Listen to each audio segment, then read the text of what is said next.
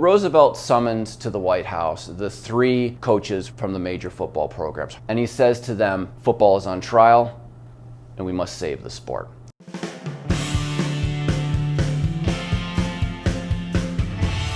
Hi, I'm Nick Gillespie with Reason TV, and today we're talking with John J. Miller, who is a national correspondent for National Review, as well as the director of the journalism program at Hillsdale College, and the author most recently of The Big Scrum, How Teddy Roosevelt Saved Football. How did he save college football? There's a lot of talk about violence in football today, with concussions and the long-term health effects of head injuries.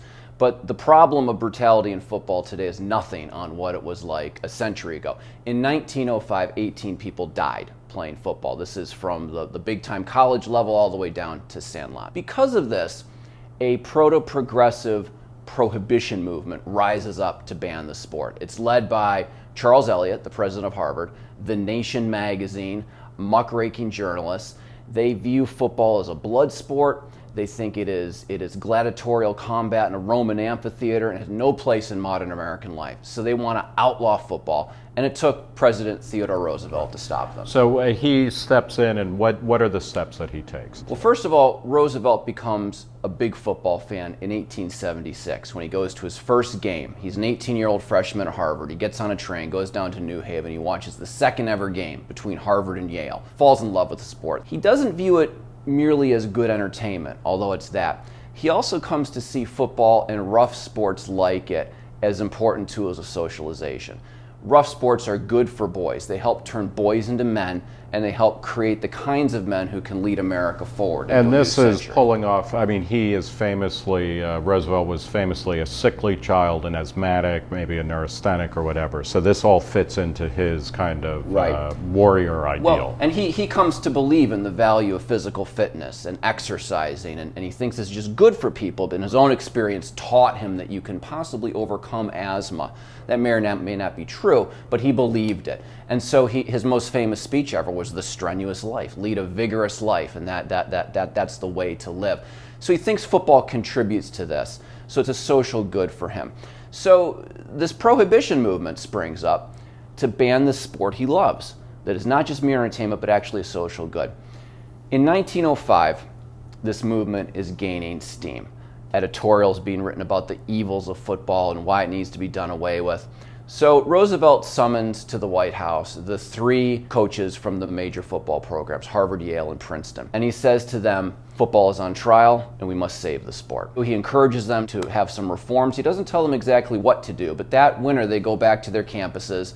They create the organization that becomes the NCAA and pass a bunch of rule changes, the most important of which is the creation of the forward pass. Because up until that point, there were quarterbacks, but there weren't wide receivers. You couldn't throw the ball downfield. And at that moment, football not only began to solve its problem of violence by spreading play out around the field rather than having massive piles up of guys. So, I mean, it's less of a scrum and more of a spread offense. Well, it turned what was essentially a rugby-style game into the distinctively American sport that we enjoy today. So we flash forward, a century later. College football is a huge industry. Schools spend tons of money on it. Contrary to most analyses, USA Today found that even at major schools such as Ohio State, that general revenue funds from college students are going to the athletic departments to subsidize big-time college sports.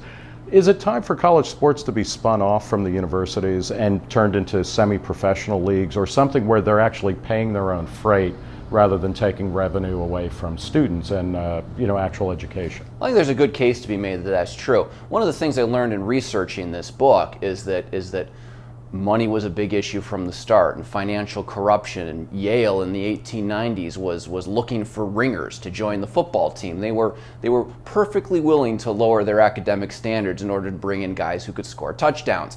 So this problem has been there from the very start of big-time college football. It has been a problem that has been unsolved for a long, long time, and it'll remain with us, I think. Or you're becoming the head of the director of Hillsdale College's journalism program. Talk a little bit about how Hillsdale will actually not be stressing journalism classes as much as having your majors get a college degree in something else. Exactly. So there are journalism classes, but nobody majors in journalism at Hillsdale. You have to major in an actual academic subject and learn history or English or biology or whatever, which is a real strength because those are real academic disciplines. Journalism is not. Journalism is woodshop. You go in and you put out a newspaper and you learn it by doing it. So there are students, they'll get a little bit of journalism in the classroom about how to write a lead and what is the inverted pyramid paragraph scheme and all that. But we will teach them how to put out newspapers, how to create content to fill it. And you ask about the future of media. The media will always need content creators. So we'll be training them how to do that and trying to find new ways to communicate. We'll have an old-fashioned paper publication, but we also have a website, and we'll be tweeting and twerping and tooting and all that. Well, I want to thank John Miller, who is the author of The Big Scrum, How Teddy Roosevelt Saved Football, for talking with us today. Good luck at Hillsdale and beyond. Thanks, John. Thank you, Nick.